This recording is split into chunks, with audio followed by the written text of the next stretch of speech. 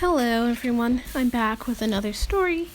Since I'm back home, I have Ask the Bones with me here in my room, and so that means we can get back to reading Ask the Bones. Yay! The story I have today is called Fiddling with Fire, and it's from the United States. Yay, representation.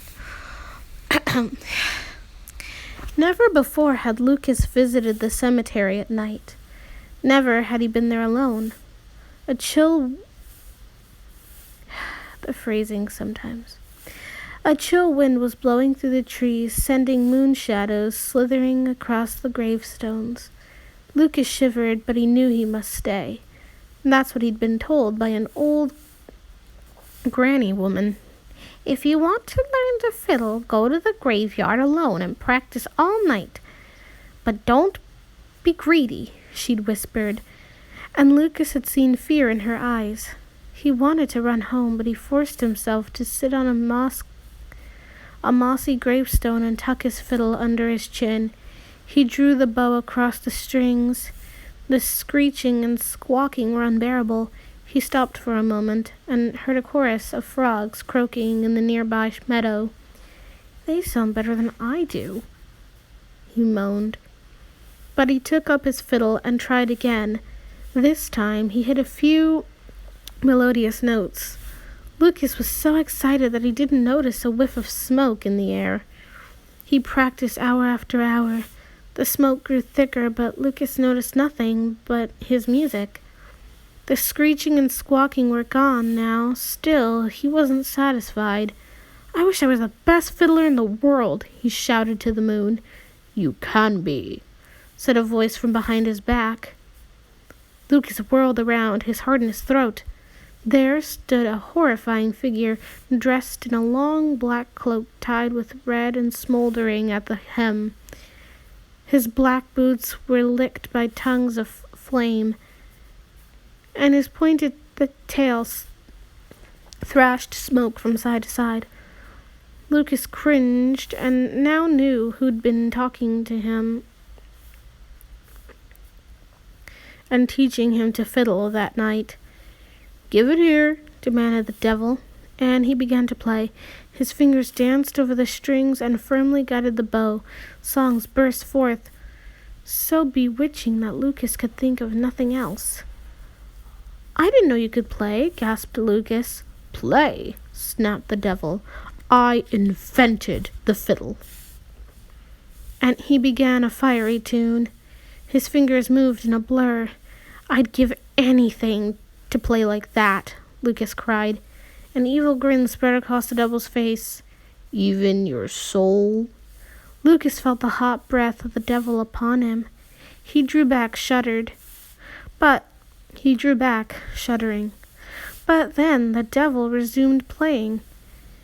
"You can keep your soul until you die," said the devil. "Then it's mine." He played so passionately that Lucas began to clap his hands and stomp his feet. "Where can you find a better deal?" asked the devil. So Lucas agreed to sell his soul, his fears swept aside by the devil's music. But he could hardly stand doing what the devil demanded next. "To seal our promise, you have to swallow my spit." "I can't," said Lucas. "You don't want to be the world's best fiddler?" "I do," said Lucas, and he squeezed his eyes shut and swallowed. The devil's spit was hot and sulphurous. Lucas could feel it burning all the way down to his stomach. He thought he was going to be sick, but then the devil handed Lucas his fiddle, and all seemed well. A flaming hole opened in the ground, and the gleeful prince of darkness sank out of sight, sucking the smoke down with him. Lucas fiddled and danced all the way home. From that night on, no one could get enough of Lucas's fiddling. He made that fiddle laugh and sing, and when he played for parties, everyone danced until cocks crow. He played upriver and down, over the hills and through the valleys. He never tired of playing. When Lucas was young, his fiddle sang with joy, but as he grew older, sadness crept in. The thought of spending eternity in the devil's fiery realm preyed upon his mind. So Lucas began to scheme. He had to think of a way to outwit the devil. One moonlit night, Lucas had an idea.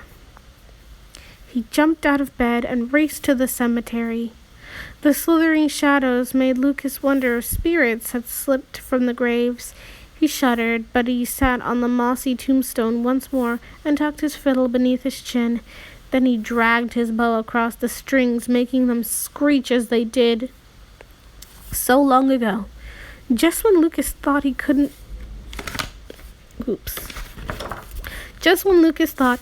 stand his own awful fiddling a moment longer, a fiery hole opened up, and once again the Prince of Darkness stood before him. Lucas leapt to his feet, trembling, but he continued to play. "Stop that squawking!" bellowed the devil. "You are hurting my ears." "I can't," said Lucas. "This is the best I can do." The devil snorted fire and stamped his cloven hooves right through the charred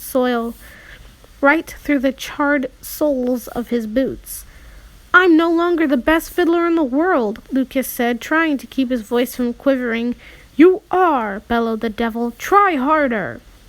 And he threw thunderbolts so close to Lucas's head that they curled his hair. Lucas jumped back, but he made his fiddle screech even worse than before. Goose flesh crept up his neck, making his hair stand on end. But he looked the devil in the eye. "Our pact is broken." "It is not," screamed the devil, holding his hands over his ears. "It is," said Lucas, scraping his bow across the strings once more. "All right," the devil snapped. "You can keep your soul on one condition. You must never play the fiddle again."